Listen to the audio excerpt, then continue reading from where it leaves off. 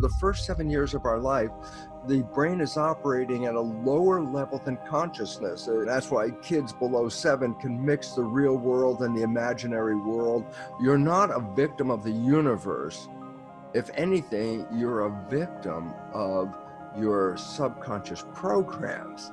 I grew up like now I find most families, a lot of dysfunction in the family of some kind or other. Let's understand why we have to do recording of programs in the first 7 years of life. Simply this, you buy a brand new computer and you open it up and you can turn it on. But if you don't have a program in there, then what good is it? You can't do anything with it. So first you have to install programs. And then once you have the program, you can open a program and you can modify it and do whatever you want later on. But without any program, there's nothing there. So a child is born, the computer brain is ready to work, but it needs programs. And so the first 7 years of our life, the brain is operating at a lower level than consciousness. In EEG, electroencephalograph terms, the brain is operating at a vibrational frequency called theta. Theta is imagination. That's why kids below 7 can mix the real world and the imaginary world. They're on a broom. The mother says, "Give me the broom." The kid is saying, "What broom?" Because he's on a horse. And, it's a real horse, but in that's imagination. Or a tea party where they pour nothing into the cup and then they drink the nothing and say, "Oh, how wonderful the tea was." That is theta in operation. But theta is also hypnosis. And so the significance is the last trimester of pregnancy through age 7, the brain is operating predominantly in theta, theta being hypnosis, meaning what? A child through age 7 is observing the world like a video camera. Everything they see, everything they hear is going into the brain, not into the conscious mind, because that's not functioning yet. It's being downloaded as programs in the subconscious mind. And this allows us to get off the ground. In other words, if you say, how many rules does it take to be a functional member of a family or a community? My God, you'd have to have a book with how many different ways to respond to the world and all that. I said, how's an infant going to learn the rules so it can be a functional member? And the answer is, it doesn't have to read anything. All it has to do is see and hear, and it will download all the programs. This course would have been great in college if we could have used that a lot. It would save a lot of time for us. But first 7 years, this is the principle. And so the significance is, where do we get the basic programs that we operate from? And the answer is, in the first 7 years, we download these behaviors by observing other people copying theirs. So we look at our mother and our father, observe their behaviors, and that becomes a program of how to be a mother and a father and a community and all that. And the problem, as we now know, is 70% or so of those programs are disempowering programs or beliefs that limit us or sabotage us. And they were put in because the people we copied them from didn't know any better anyway. So if they had a dysfunction, then we copied that dysfunction. And it's this profound. They looked at the fate of children adopted into families where there's cancer running in a family. And what did they find out?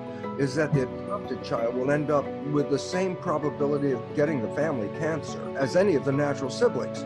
But the program says, well, wait a minute, the adopted child came from totally different genetics. I go, yep, and why is this relevant? The cancer wasn't in the genes. The cancer was a problem of programs that were disempowering and sabotaging that we acquired by being in that family. So go back to me. Yeah, there was some dysfunction in my family. My mother and father, my father came from an old world. My father came from a world where marriage was not because of love. Love was just, maybe you get that in your life, but marriage was because it was a business, as my father would say, meaning two people back in 1900, 1910, living in Russia only could survive if they worked as a team to manifest a life. So I remember when I suggested to my father, I was thinking of getting a divorce, and he looked at me and said, divorce? No, marriage is a business. You know, that's a business. I thought, well, that's an old world belief. and thank God that we're not in that, but that's the kind of programming I grew up with. So basically, what does it mean? My programming of how to be in a good relationship was altered by watching my father and mother and their relationship. And so when I was operating my life, it was predicated on an awareness of relationship that I downloaded. If that was dysfunctional, which it was, then everything I was doing was dysfunctional because I was using the same program. And now people out there are going, well, why do you use the program? And here's the point. There are two minds, so we need to get this right away fixed up. And that is, there's a conscious mind, which is connected to our personal identity. And there's a subconscious mind, which by definition is just a record playback program. So the first 7 years, I put programs in the subconscious mind. But after age 7, I get to use the conscious mind, which is the great creative mind. And I go, well, this is really great. I can then create what the hell I want. I don't have to follow the program. I go, yeah, that's true. Except people don't realize this, is that when we are thinking, the conscious mind lets go of the control of what's going on in the world because the thought is on the inside.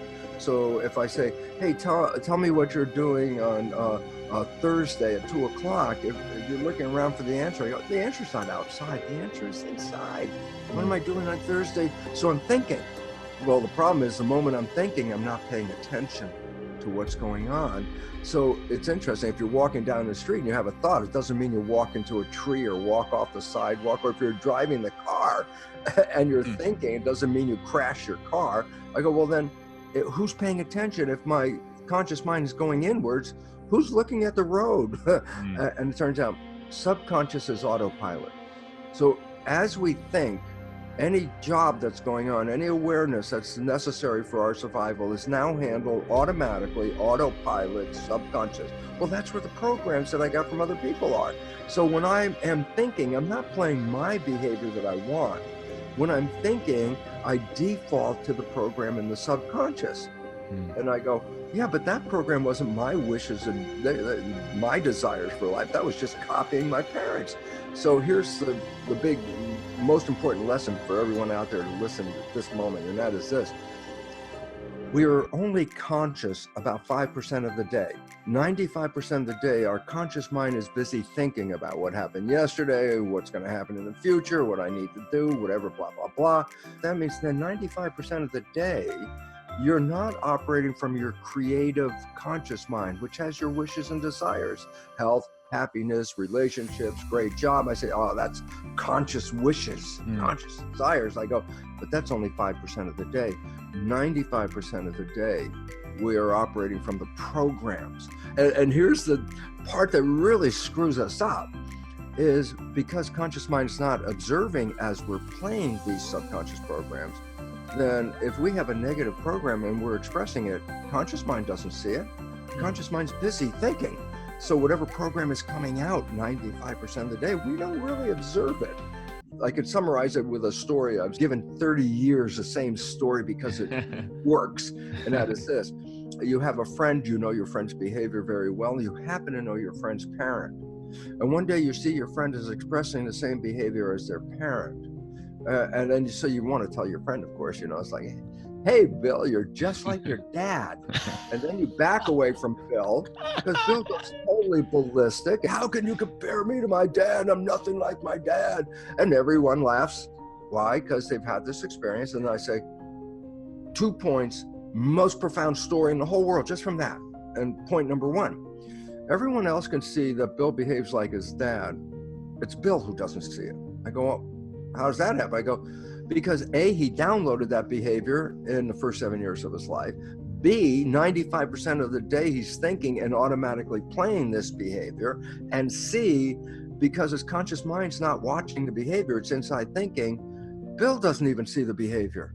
And so basically that's the point. He says, I'm nothing like my dad, and everyone else can see that he is.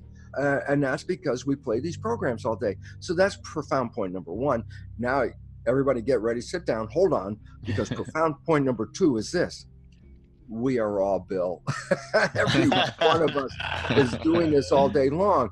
And so this is why problems arise in life, because you have great wishes and desires, and then you try to get to those wishes and desires, and then you find life is a struggle and it's hard and stuff doesn't come so easy and you sweat over making it happen. And then we look at the world and go, gosh, I wanted to be successful, but apparently the universe isn't helping me because I didn't make it. And then I say, stop for a second. Guess what?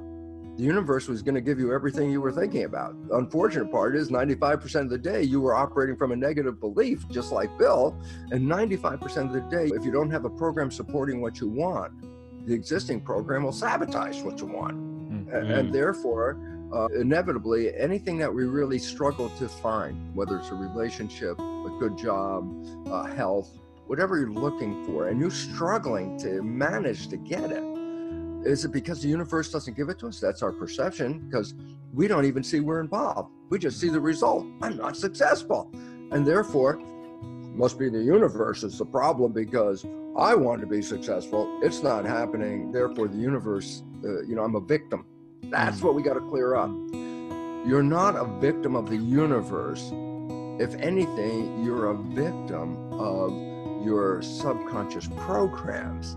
And then all of a sudden, why is that important? Because if I perceive I'm a victim of the universe, then I say, I have no control. It's just what happened to me. So therefore, that's life.